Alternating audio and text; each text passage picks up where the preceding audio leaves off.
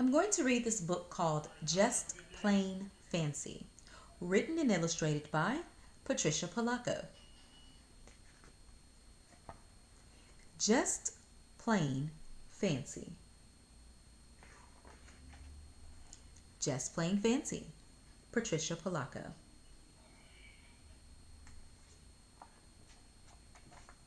Caleb and his two daughters hurried along Lancaster County Road in their buggy.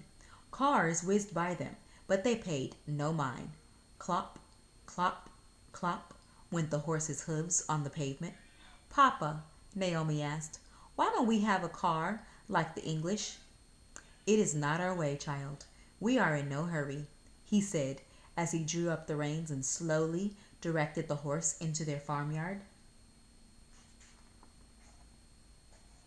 While their father unharnessed and watered the horse, Naomi and Ruth skipped toward the henhouse.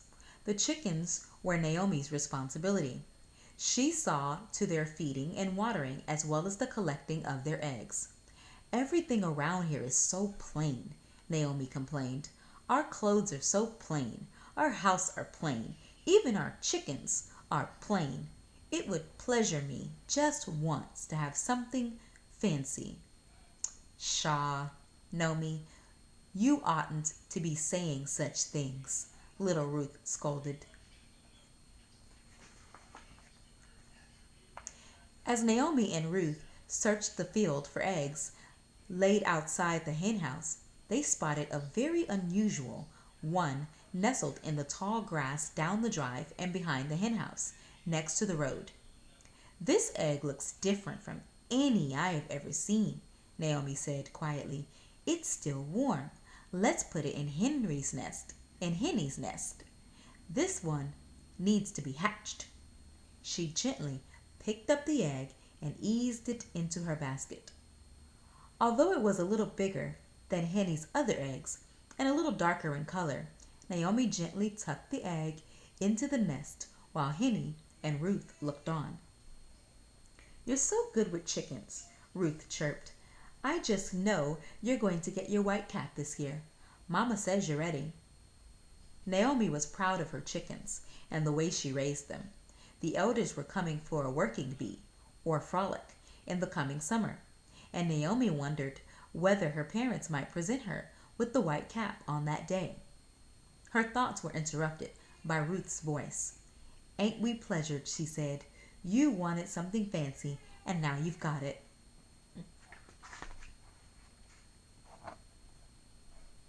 As the days passed, Naomi and Ruth checked Henny's nest constantly. Every day they peered over the edge of the crib, watching for signs of cracks in the shells. Then, one day, the eggs hatched.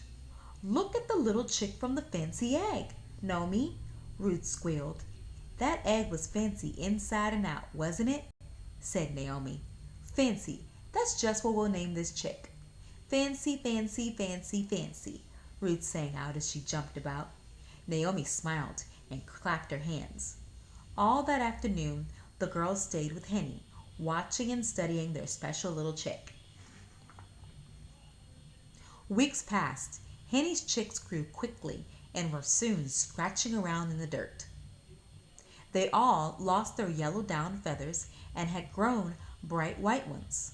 All of them except Fancy. Fancy looked very different from the others. There was no doubt about it. This chick wasn't plain.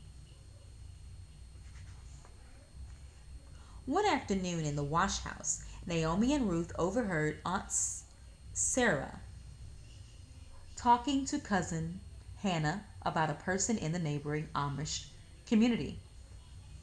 She dressed too fancy, Sarah said. She had to be shunned. Is it wrong to be fancy? Naomi asked. Indeed, yes, snapped Hannah. We are plain folk. It is in our laws, the Erdnung, that we must be plain. What does shun mean? Ruth asked haltingly. Someone who is shunned is shamed in front of the elders. After that, friends and neighbors are instructed not to speak to that person. They are no longer one of us, Sarah answered with authority. Naomi and Ruth looked at each other and hurried outside to hang the washing. Naomi felt botherment inside. As soon as they were finished, the girls ran to the hen house. "What are we going to do?" Ruth asked. "Fancy is too fancy to be Amish." Then Fancy ruffled up his feathers and did something that took their breath clean away. "We'll have to hide him until we know what to do," Naomi said finally. "The elders will be here for the frolic tomorrow." "He'll be shunned," Ruth whispered. "Maybe we will be too." They put Fancy into another part of the henhouse and locked the door. The next morning the neighboring Amish folk arrived for the frolic. The men and boys helped add a stable into the Vleck's barn. They worked hard in the sun while the women folk cooked and gossiped. Naomi and Ruth helped serve the food, pour lemonade, and thread needles for the women who were quilting. This should have been a happy day for them, but the girls were not pleased because they were sad with worry about Fancy. When she had served the last ladle of lemonade, Naomi started toward the henhouse. Just then she noticed the open door. But before she could get there to shut it, Fancy darted out and ran toward the gathering, flapping his wings. "Oh no!" Naomi called out.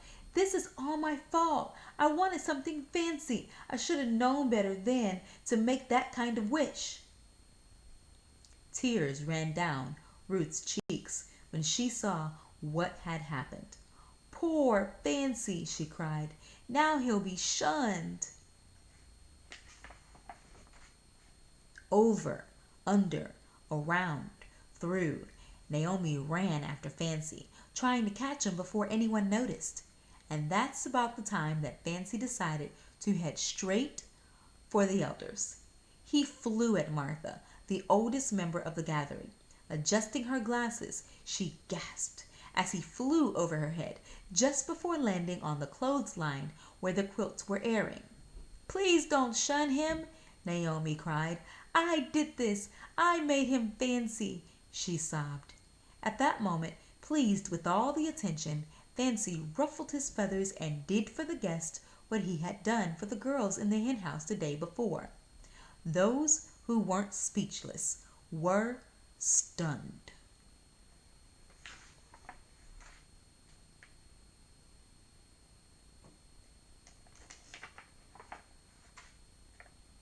"Dry your tears, child." It was Martha who finally spoke. "This isn't your doing. This be God's handiwork. Only He could think up colors like that." "You mean you aren't going to shun him?" Ruth asked. "One can only be shunned for going against the ways of our people," Martha continued. "This is no plain old chicken. This be one of God's most beautiful creatures. He is Fancy, child, and that's the way of it." All who were gathered there rejoiced in Fancy's beauty. "I believe you have this coming, child," old Martha said as she held out the new white organdy cap. "Your family believes you have earned this well, and I agree. Not only have you given good and faithful care to your flock of chickens, but you have also raised one of the finest peacocks I ever did see." Standing proudly amidst the gathering, Naomi held Fancy in her arms. She had learned many things that day. And although no one ever quite knew how Fancy came to be hatched by Henny, it was never questioned. Plainly, it was a miracle, and sometimes miracles are just plain fancy.